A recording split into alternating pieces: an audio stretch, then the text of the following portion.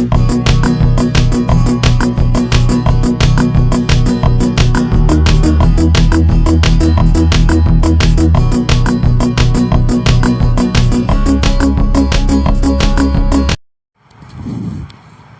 Students, welcome back to my channel.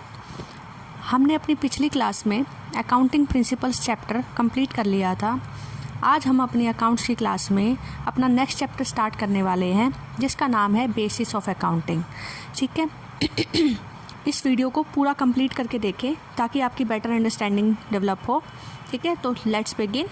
Basis of accounting यानी हमारे accounting जो की जाती है बिजनेस में, जितनी भी ट्रांजैक्शंस की जाती हैं वो ट्रांजैक्शंस टू बेस पे की जाती हैं। पहला बेसिस है कैश बेसिस और सेकंड है एक्रूअल बेसिस। ठीक है, तो बेसिस ऑफ अकाउंटिंग में हम क्या पढ़ते हैं? हम ये पढ़ते हैं कि अकाउंटिंग जो है वो कितने तरीक़ों से की जा सकती है। तो अकाउंटिंग बेसिकली टू मेथड से की जा सकती है। फर्स्ट इज़ कैश बेसिस और सेकंड इज़ एक्रूअल बेसिस। ठीक है, तो सबसे पहले अब हम पढ़ेंगे कैश बेसिस, यानी कैश के बेस पर हम अकाउंटिंग करेंगे। Under this basis, incomes are not recorded unless they are received in cash. That means कि कैश बेसिस में क्या होता है कि जब तक हमें कैश रिसीव नहीं हुआ किसी ट्रांजैक्शन का या कोई भी इनकम जब तक हमें मिली नहीं है, जब तक हम उसकी रिकॉर्डिंग नहीं करेंगे। Similarly expenses are recorded only when they are paid in cash, और एक्सपेंसेस केवल तभी रिकॉर्ड किए जाएंगे जब उन्हें हम कैश में पे कर देंगे। ठीक है, तो कैश बेसिस ऑफ अकाउंटिंग क्या डिनोट करता है कि इसके अंडर में only those transactions will be considered that has to be paid और रिसीव्ड इन कैश। ठीक है, हम केवल वही ट्रांजेक्शन्स को कंसिडर करेंगे जिनमें या तो हमें पैसे मिल गए हैं या फिर हमने पैसे पे कर दिए हैं। ठीक है, तो इसे हम कौन सा बेसिस बोलते हैं? कैश बेसिस बोलते हैं। जैसे अब इसके अंदर आता है credit transactions are ignored until cash is received और पेड फॉर देम। और इसमें हम सभी क्रेडिट ट्रांजैक्शंस को जो कि फ्यूचर से रिलेटेड है, जिनकी पेमेंट हमें फ्यूचर में मिलने वाली है, ठीक है, या फिर जिनकी पेमेंट हम फ्यूचर में करने वाले हैं, तो उन ट्रांजैक्शंस को हम क्या करते हैं? इग्नोर कर देते हैं। जब कैश बेसिस ऑफ अकाउंटिंग है, इसके अंदर क्रेडिट ट्रांजैक्शंस को क्या किया जाता है? इग्नोर किया जाता है और उन्हें कंसिडर नहीं किया जाता। This basis is useful for professionals. और ये बेसिस किसके लिए ज़्यादा ज़रूरी है? ज़्यादातर इस बेसिस ऑफ अकाउंटिंग को कौन फॉलो करता है? लॉयर्स, जितने भी प्रोफेशनल्स हैं वो इस बेसिस ऑफ अकाउंटिंग को फॉलो करते हैं। तो सबसे इसमें कौन कौन आ जाते हैं? लॉयर, डॉक्टर्स, सीएज, ये सभी कौन किस में आ जाते हैं? Cash basis of accounting. इनके करने का जो तरीका है वो किस पर बेस्ड है? कैश बेसिस पर बेस्ड है। ठीक है, तो यानी कैश आएगा और कैश पे करेंगे तभी उसको रिकॉर्ड करेंगे। और अगर किसी ट्रांजैक्शन का फ्यूचर में पेमेंट होने वाली है या फ्यूचर में कैश हमें मिलेगा, तो वो वाली ट्रांजैक्शन को हम इसमें क्या कर देते हैं? इग्नोर कर देते हैं। ठीक है, अब इसका हम एक एग्जांपल ले लेते हैं कैश बेसिस में। जैसे कि हमें रेंट पे करना था। ठीक है, अब रेंट पे करने के लिए ये हमारा अकाउंटिंग ईयर है। ठीक है, 1 अप्रैल 2022 को हमारा अकाउंटिंग ईयर स्टार्ट हुआ और 31 मार्च 2023 को हमारा अकाउंटिंग ईयर एंड हो जाता है। ठीक है, तो अभी हमें पूरे साल का रेंट जो पे करना था वो कितना करना था? 2000 पर मंथ पे करना था। तो यानी 12 मंथ्स का हमें टोटल रेंट कितना पे करना था? 24,000 पे करना था। 7 मंथ्स का रेंट पे कर दिया। ठीक है, कितने मंथ्स का रेंट हमने पे कर दिया? हमने 7 मंथ्स का रेंट पे कर दिया और बाकी 5 मंथ्स का रेंट अभी हमने क्या नहीं किया? पे नहीं किया है।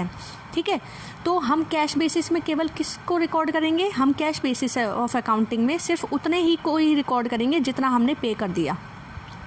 दैट मीन्स जो 7 मंथ का रेंट है जो हमने पे कर दिया है, हम उसी को रिकॉर्ड करेंगे। और बाकी जितना हमारा रह गया है, जैसे कि हमारा 5 मंथ्स का अभी रेंट रह गया है, 2 5 जा 10, यानी 10,000 जो अभी हमारा रेंट है वो हमने अभी पे नहीं किया है, तो उसे हम रिकॉर्ड नहीं करेंगे। ठीक है, तो कैश बेसिस ऑफ अकाउंटिंग क्या कहलाता है कि जितना हमने पे कर दिया और जितना हमें मिल गया केवल हम उसी को रिकॉर्ड करेंगे।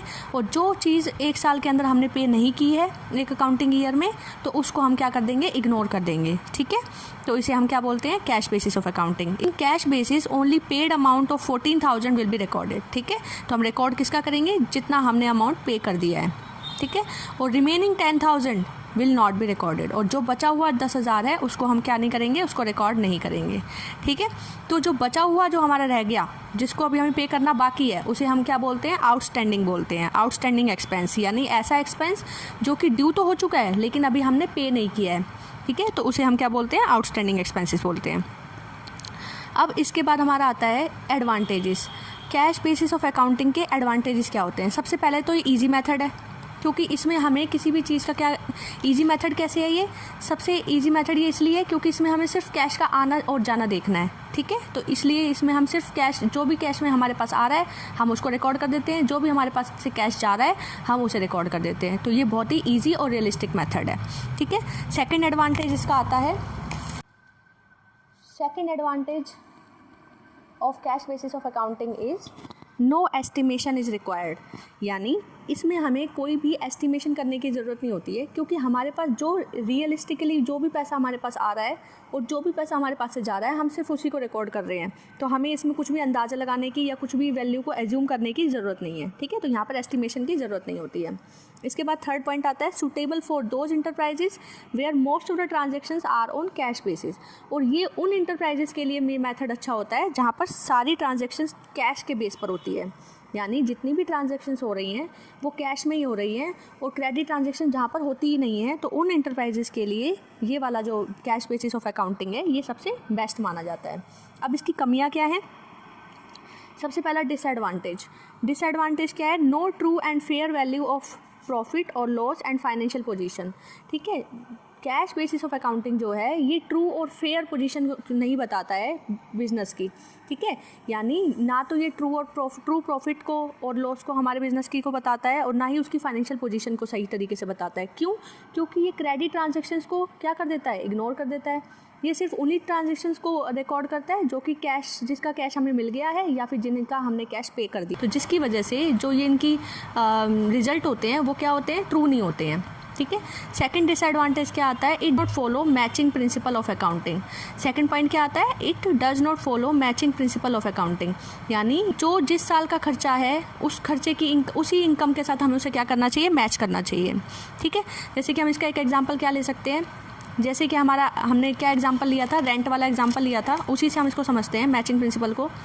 कि इसमें क्या था कि हमारा रेंट था, ठीक है, तो हमें रेंट पे करना था पूरे साल का, ठीक है। तो अब इसमें हम क्या करते हैं? अगर हमने फ्यूचर का एडवांस में पे कर दिया, मान लो हमने अगले ईयर का भी रेंट एडवांस में पे कर दिया इसी साल में, तो क्या हमें उस अगले साल के रेंट को इस साल में रिकॉर्ड करना चाहिए? नहीं करना चाहिए, क्योंकि हमें सिर्फ उन्हीं एक्सपेंसेस और उन्हीं इनकम को रिकॉर्ड करना चाहिए जो इस साल से रिलेटेड है। लेकिन कैश बेसिस में अगर हमने फ्यूचर की ट्रांजैक्शन को भी अगर आज ही पे कर दिया है तो हम उसको भी क्या कर लेंगे? रिकॉर्ड कर लेंगे, क्योंकि हमारे पास से कैश चला गया तो हम उसको रिकॉर्ड कर लेंगे, लेकिन वो ट्रांजैक्शन तो फ्यूचर की है।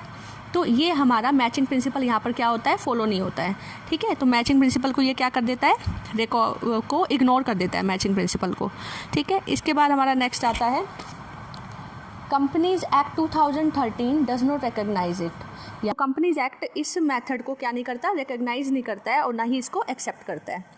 अब इसके बाद हमारे कुछ टर्म्स आ जाते हैं जो कि हमें समझने चाहिए। वो टर्म्स हमारे आते हैं, जैसे सबसे पहला टर्म आता है outstanding expenses. Outstanding expenses, those expenses which have become due but not yet paid. यानी ऐसे एक्सपेंसेस जो कि ड्यू हो चुके हैं लेकिन अभी तक पे नहीं हुए हैं, ठीक है, तो उन्हें हम क्या बोलते हैं? आउटस्टैंडिंग एक्सपेंसेस बोलते हैं।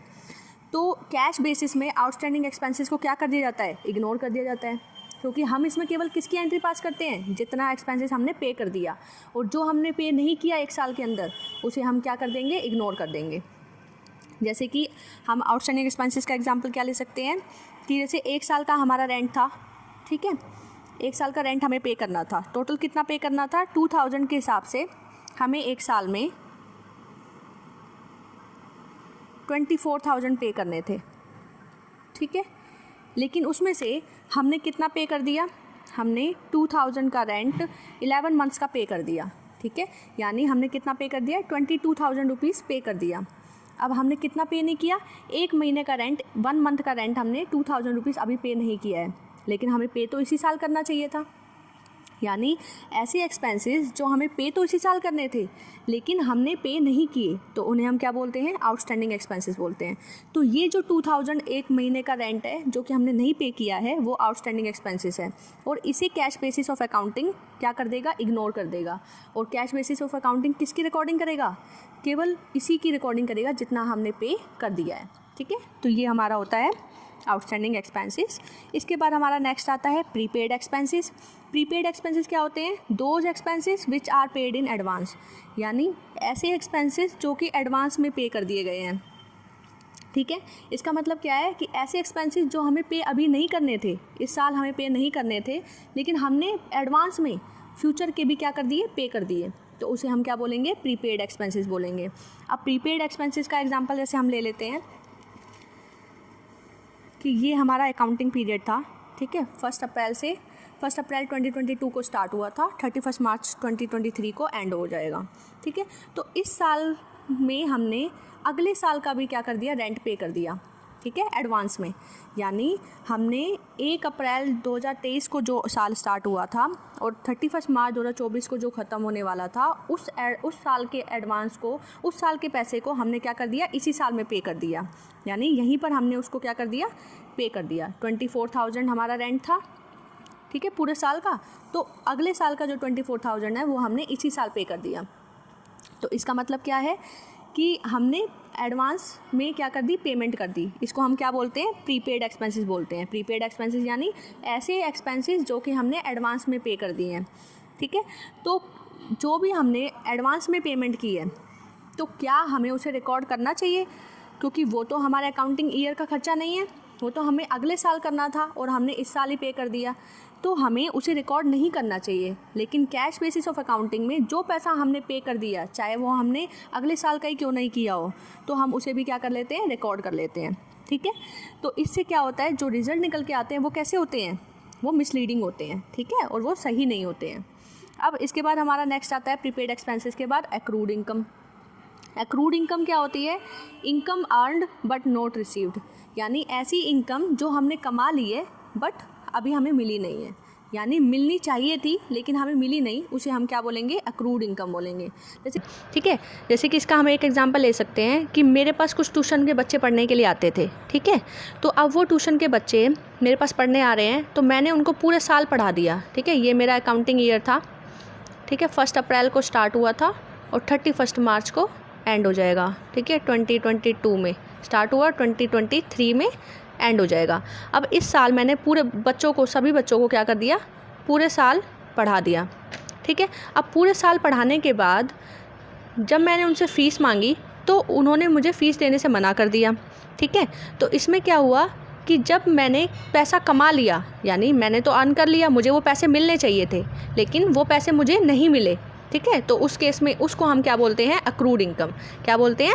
Accrued income. एक्रूड इनकम मतलब जो पैसे मुझे मिलने चाहिए थे और वो मुझे अभी नहीं मिले हैं, उसे हम क्या बोलते हैं? एक्रूड इनकम बोलते हैं। ठीक है, तो जो कैश बेसिस ऑफ अकाउंटिंग है वो एक्रूड इनकम को भी क्या करता है? इग्नोर कर देता है। कैसे? क्योंकि इस साल मुझे पैसे मिलने चाहिए थे, ये पैसे मुझे इस साल मिल जाने चाहिए थे। ठीक है, तो मुझे ये पैसे रिकॉर्ड करने चाहिए अपनी बुक्स में, क्योंकि ये पैसे मैंने कमा तो लिए हैं लेकिन मुझे इस साल नहीं मिले, तो कैश बेसिस इसको क्या कर देगा? कैश बेसिस ऑफ अकाउंटिंग इसे इग्नोर कर देगा, क्योंकि पैसे तो मिले ही नहीं। ठीक है, तो कैश बेसिस कब इसको रिकॉर्ड करेगा? जब इसके पैसे मिलेंगे, लेकिन ये पैसे तो इस साल के थे। अब चाहिए मुझे अगले साल मिले, लेकिन इसको रिकॉर्ड कब करना चाहिए? मुझे इसे रिकॉर्ड इसी साल करना चाहिए। ठीक है, तो कैश बेसिस ऑफ अकाउंटिंग के बेस में क्या होता है कि कैश जब तक मिलेगा नहीं, जब तक हम उसको क्या नहीं करेंगे? रिकॉर्ड नहीं करेंगे। तो ये हमारा क्या होता है? Accrued income. अब इसके बाद हमारा नेक्स्ट आता है income received in advance. Income received in advance क्या होता है कि ऐसी इनकम जो कि हमें एडवांस में मिल गई है। ठीक है, तो उसे हम क्या बोलते हैं? Income received in advance. ठीक है, जैसे कि इसका एग्जांपल ले सकते हैं फिर से कि 1 अप्रैल को मेरा ये अकाउंटिंग ईयर स्टार्ट हुआ 2022 और 31 मार्च को मेरा ये अकाउंटिंग ईयर ख़त्म हो जाएगा।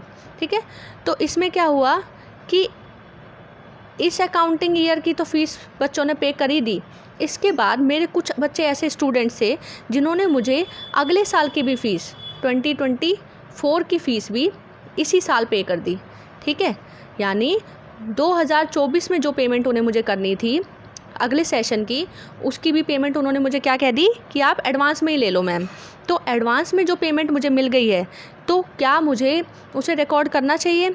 वो जिस साल की ट्रांजैक्शन थी, वो ट्रांजैक्शन उसी साल में करनी चाहिए या फिर उस साल में जिस साल में हमें उसके पैसे मिल गए हैं? तो हमें इसके कैश बेसिस में क्या होता है, cash basis income received in advance को भी क्या कर देता है, इग्नोर कर देता है। दैट मीन्स कि इसके अंदर क्या होता है कि जो पैसे हमें एडवांस में मिल गए हैं तो आज ही हम उसको क्या कर देंगे, रिकॉर्ड कर देंगे। कैश बेसिस इसको क्या कर देता है, रिकॉर्ड कर देता है। ठीक है, ठीक है। तो यानी जो इनकम्स हमारी एडवांस में हमें रिसीव हो गई है उस इनकम को भी कैश बेसिस क्या कर देता है, आज ही की डेट में रिकॉर्ड कर देता है जिस दिन हमें पैसे मिल गए। लेकिन वो इनकम तो हमारी अगले साल की थी जो कि हमें अगले साल मिलनी चाहिए थी, तो वो इनकम हमें अगले साल में रिकॉर्ड करनी चाहिए थी। लेकिन हमने उसका, क्योंकि हमें उसके पैसे आज मिल गए हैं तो कैश बेसिस उसको क्या कर देगा, आज ही रिकॉर्ड कर देगा। ठीक है, तो कैश बेसिस ऑफ अकाउंटिंग क्या करता है, इन सभी टर्म्स को क्या कर देता है, इग्नोर करता है। और वो सिर्फ क्या देखता है कि कैश आ रहा है, जिस दिन हमें कैश मिल रहा है हम उस दिन उसको क्या कर देंगे, रिकॉर्ड कर देंगे। और जिस दिन हम कैश की पेमेंट कर रहे हैं उस दिन हम उसको रिकॉर्ड कर देंगे, चाहे वो फ्यूचर से रिलेटेड ही क्यों ना हो। ठीक है, अब इसके बाद हमारा आता है second basis of accounting. Second basis हमारा अकाउंटिंग का क्या है, एक्रूअल बेसिस ऑफ अकाउंटिंग। ठीक है, ये हमने उसके अंदर किसके अंदर पढ़ा था, ये हमने अपने कॉन्सेप्ट्स एंड कन्वेंशंस में भी पढ़ा था, एक्रूअल कॉन्सेप्ट। बेसिस का मतलब क्या होता है, under this basis of accounting incomes are recorded when they are earned और accrued whether the cash is received और नॉट। दैट मीन्स कि हम सभी इनकम को तभी रिकॉर्ड कर लेंगे जब हम वो इनकम अक्रू कर ली जाती है। अक्रू मतलब जिस दिन वो इनकम कमा ली गई हम उसी दिन उसको क्या कर लेंगे, रिकॉर्ड कर लेंगे, चाहे हमें उसके कैश रिसीव हुआ हो या ना हुआ हो। उसे हम क्या बोलते हैं, एक्रूअल बेसिस ऑफ अकाउंटिंग बोलते हैं। Similarly expenses are recorded when they are incurred whether the cash is paid और नॉट। और एक्सपेंसेस को हम उसी दिन रिकॉर्ड कर लेंगे जिस दिन वो हमें करने पड़े। ठीक है, जिस दिन हमारे ऊपर से खर्चा हुआ। ठीक है, चाहे उसके पैसे हमने अभी पे किए हो या नहीं किए हो। ठीक है, यानी जिस दिन हमारे ऊपर वो एक्सपेंसेस इंकर हुए यानी हमें सहन करने पड़े तो उसी दिन हम उसको क्या मान लेंगे, उसकी पेमेंट मान लेंगे, चाहे हमने उसको पे किया हो या ना किया हो, हमारे पास से कैश गया हो या ना गया हो। तो उसको हम क्या बोलते हैं, accrual basis of accounting. Example में क्या है कि जैसे हमारा अकाउंटिंग ईयर था 1 अप्रैल 2022 को स्टार्ट हुआ था और 31 मार्च 2023 को एंड हुआ। ठीक है, तो इस दिन हमें रेंट पे करना था इस साल में। इस साल का हमारा टोटल रेंट था 2000 पर मंथ के हिसाब से 24,000 रुपीज़ हमें एक साल में पे करना था।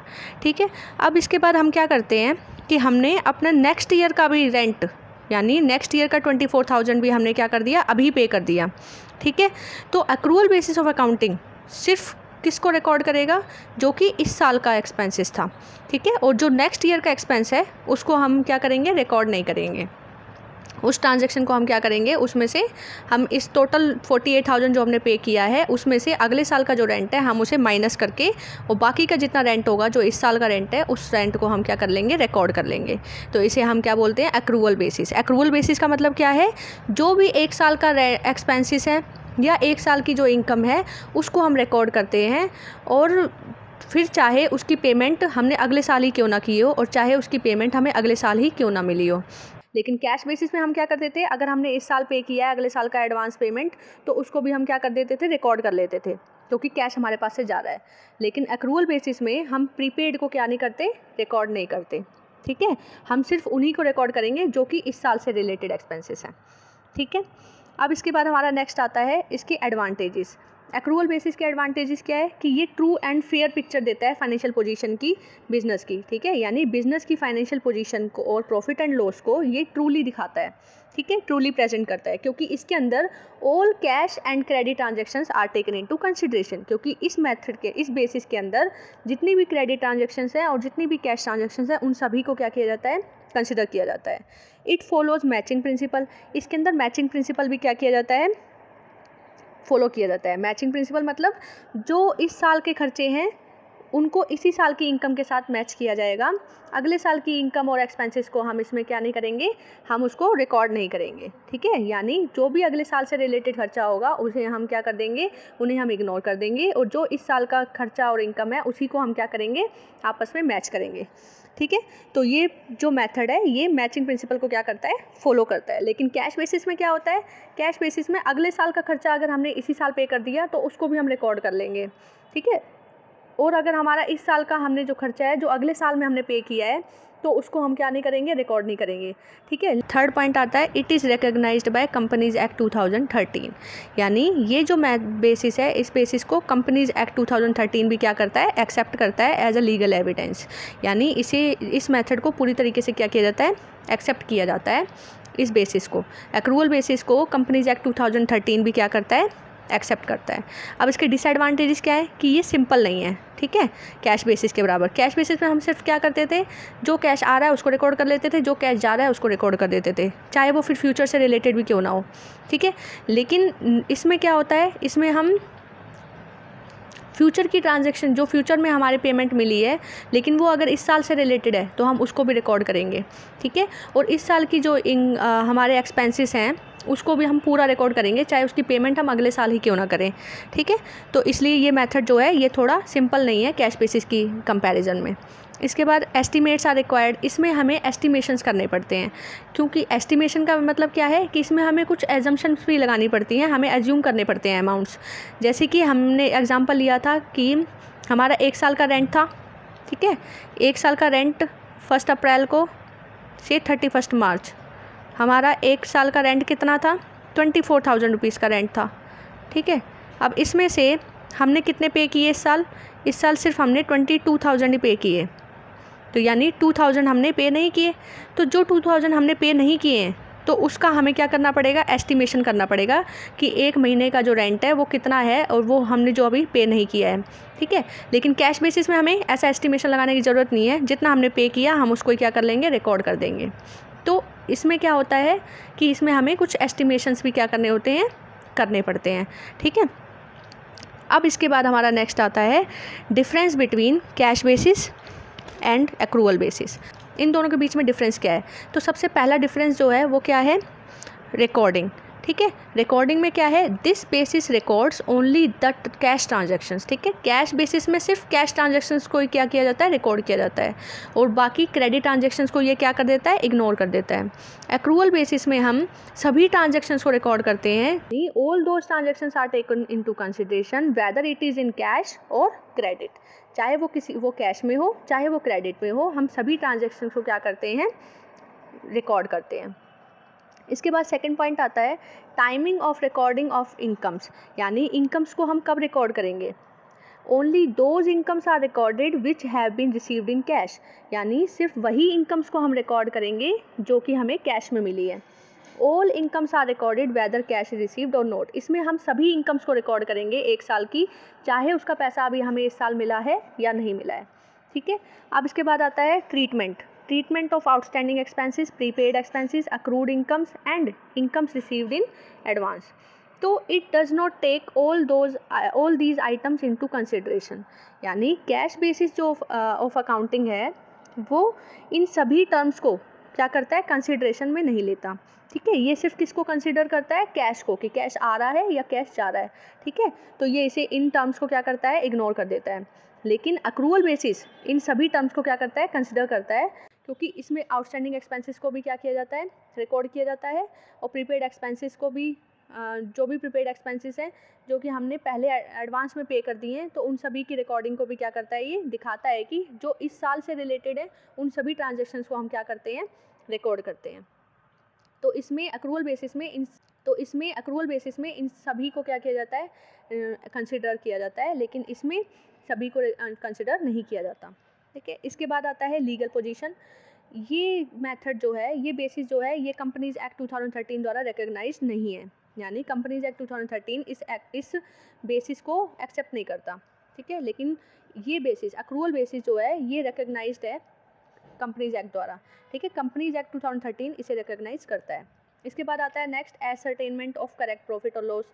It does not ascertain correct profit और loss because it does not make a complete record. ये करेक्ट प्रॉफिट और लॉस को शो नहीं करता, क्योंकि ये कंप्लीट रिकॉर्ड नहीं करता। इसमें सारी कैश ट्रांजैक्शंस और क्रेडिट ट्रांजैक्शंस नहीं ली जाती हैं, इसमें सिर्फ कैश ट्रांजैक्शंस को रिकॉर्ड किया जाता है और क्रेडिट ट्रांजैक्शंस को इग्नोर कर दिया जाता है, जिससे कि ये ट्रू पिक्चर शो नहीं करता। लेकिन इसमें करेक्ट प्रॉफिट और लॉस निकाला जाता है, क्योंकि इसमें कैश और क्रेडिट दोनों ट्रांजैक्शंस को क्या किया जाता है, रिकॉर्ड किया जाता है। सूटेबिलिटी, ये सिर्फ किसके लिए सूटेबल है? प्रोफेशनल्स के लिए सूटेबल है, जैसे लॉयर, डॉक्टर्स, जिनकी जो इनकम्स और एक्सपेंसेस हैं वो कैश बेसिस होते हैं, ठीक है। यानी जो भी इनके पास पैसे आते हैं और जाते हैं वो कैश की फॉर्म में आते हैं और कैश में ही सारी ट्रांजेक्शन्स होती हैं, तो उनके लिए ये कैश बेसिस जो है वो क्या है, काफ़ी ज़्यादा सूटेबल है। लेकिन ये अक्रूवल बेसिस जो है वो बिजनेस इंटरप्राइजेस के लिए सूटेबल है, जिनकी ट्रांजेक्शन्स क्रेडिट और कैश दोनों में होती हैं, ठीक है। तो उनके लिए कौन सा मेथड ज़्यादा सूटेबल है? अक्रूवल बेसिस मेथड ज़्यादा सूटेबल है, ठीक है। तो बच्चों आज के लिए मेरी क्लास इतनी ही, ठीक है। आज हमारा ये चैप्टर कंप्लीट होता है। अगर आपको मेरी वीडियो पसंद आ रही हो तो प्लीज़ इसे लाइक एंड शेयर करें और चैनल को सब्सक्राइब करें। Thank you for watching.